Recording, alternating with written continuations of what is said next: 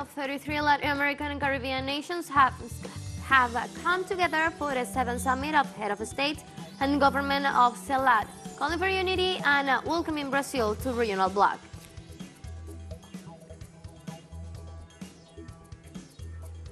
In Peru, students, indigenous people, and other groups of society led a so-called Great National March to demand the resignation of Dina Boluarte, whom they hold responsible for the police repression that has claimed the lives of more than 60 people.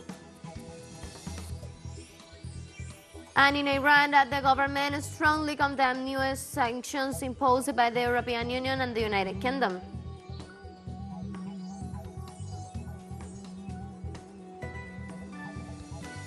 Hello, welcome to From the South. I'm Ana Marrero from the teleSUR headquarters in Caracas, Venezuela. We begin with the news. Stay with us.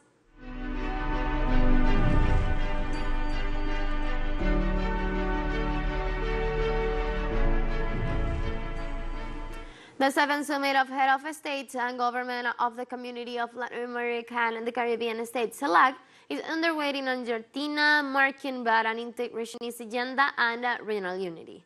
The forum, taking place at the Sheraton Buenos Aires Hotel, is headed by the Argentine Head of State, Alberto Fernández, in his role as president of the regional mechanism.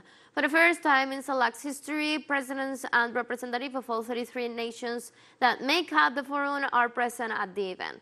This 7th session of the Regional Summit is marked by the return of Brazil to the bloc after former President Jair Bolsonaro suspended its participation in 2020.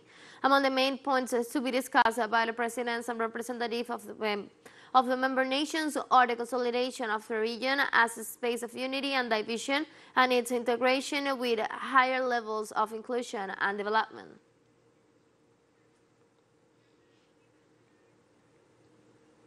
In a video message addressed his fellow head of states and governments at the 7th edition of the CELAC Summit, Venezuelan President Nicolás Maduro explained why he was unable to attend to this special event. Reasons beyond our own control, permanent conspiracy, permanent persecution, permanent threats, calculated ambushes made me take the most correct and fair decision, I think, not to fall into provocations that intended to ruin this long-awaited moment, so special for Latin America and the Caribbean.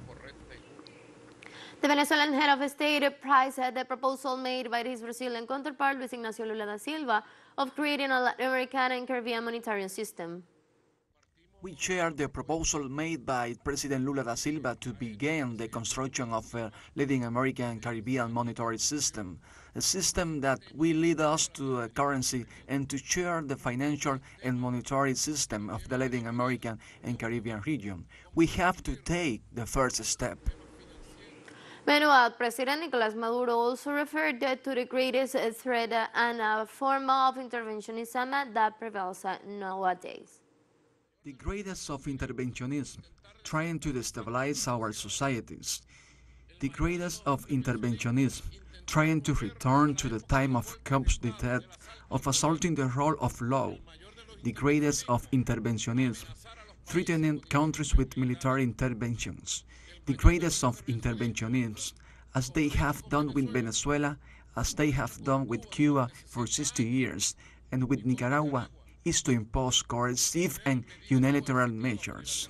Lastly, the Venezuelan president stressed the need to create a powerful General Secretariat of the Community of Latin American and Caribbean States to accomplish real coordination between nations.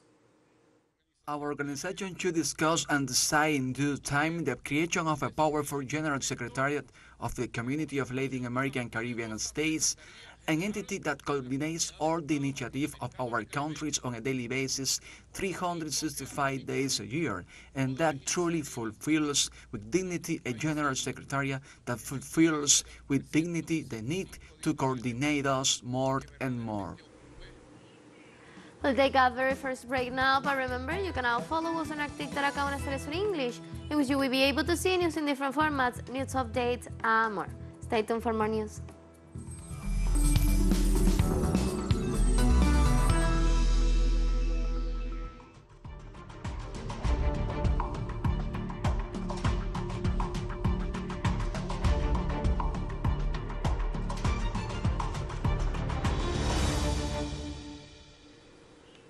Welcome back to From the South.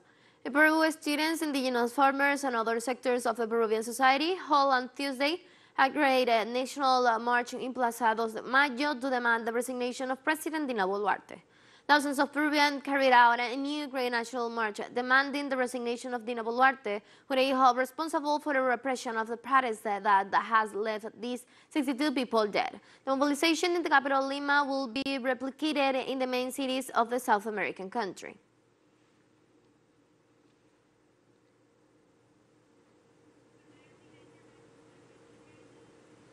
Meanwhile, on Wednesday, the Permanent Council of the Organization of American States will meet virtually with Peruvian President Dina Boluarte. The session takes place a few days after the rapporteur from the Inter-American Commission on Human Rights affirmed that protests in the country were a sense for violence.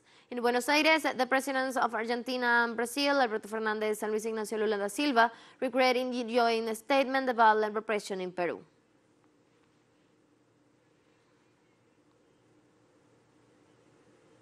The Peruvian government announced on Tuesday that it dismissed more than 50 public officials involved in the violations of the rights of indigenous communities during the administration of former President Jair Bolsonaro. Among the 54 dismissed leaders are 11 regional coordinators of the Indigenous Health Secretariat, as well as 43 regional and state heads of the National Foundation of Indigenous Peoples. The decision was taken after the government of President Luis Ignacio Lula da Silva denounced crimes of genocide and environmental crimes against Native people, especially the Yanomami Indigenous Reservation.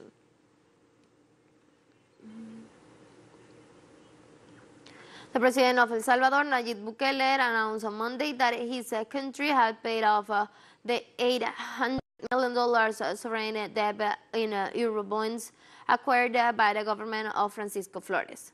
The Minister of Finance, Alejandro Zelaya, confirmed the announcement and stressed that the nation complies with its debt obligation. Since the last year, several rating agencies warned of the credit risk faced by El Salvador due to the two financial commitments. Former Guatemalan President Álvaro Colom, who ruled the country between 2008 and 2012, died on Monday at the age of 71 after suffering from cancer, as confirmed by the branch that brought him to power, the National Unity of Hope. The former Minister of the Interior, Carlos Menucal, released the news while stating to be sorry for his passing and joining in praying for his eternal rest. We have more news coming up after this financial break, so don't go away.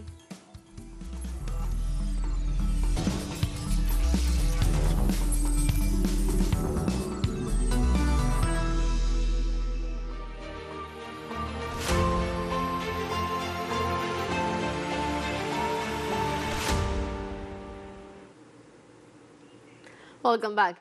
In Ukraine, President Volodymyr Zelensky replaced his cabinet and banned former officials from leaving the country in order to control high corruption rates. After the announcement of this measure, the presidential office deputy head, Kirilo Tymoshenko, confirmed his resignation in a letter.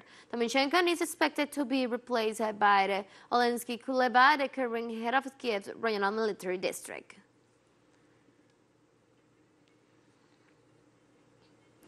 Also in Ukraine, a preliminary expertise report points to pilot error as the cause of the January 18th helicopter crash that killed the country's interior minister, Denis Monastyrsky.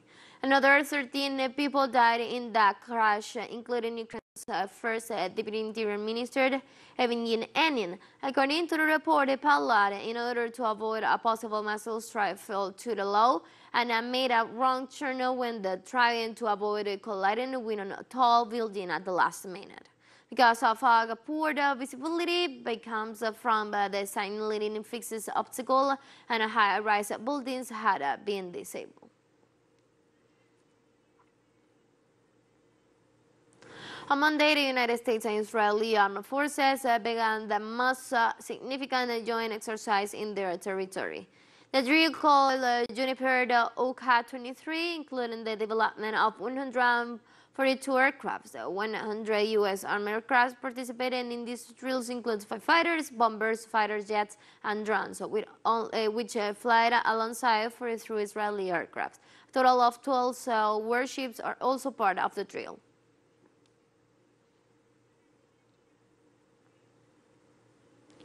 The Iranian government on Tuesday strongly condemned new sanctions imposed by the European Union and the United Kingdom and stated it will take reciprocal measures in response to these actions. The Foreign Ministry spokesperson, Nasser Kanani, confirmed in a statement that his nation will soon announce the list of new sanctions against what he called the human rights violators of European Union and England. The 27 member nations blocked recently imposed sanctions on more than 30 Iranian officials and organizations, including a unit of the Revolutionary Guard, blaming them of the alleged repression on the unrest in the Islamic Republic.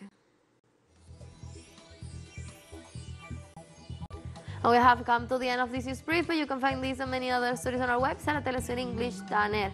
You can also join us on our socials. We're on Facebook, Twitter, and on Instagram as well. TeleSUR English, and from the South, I'm Ana Marrero, and thank you for watching.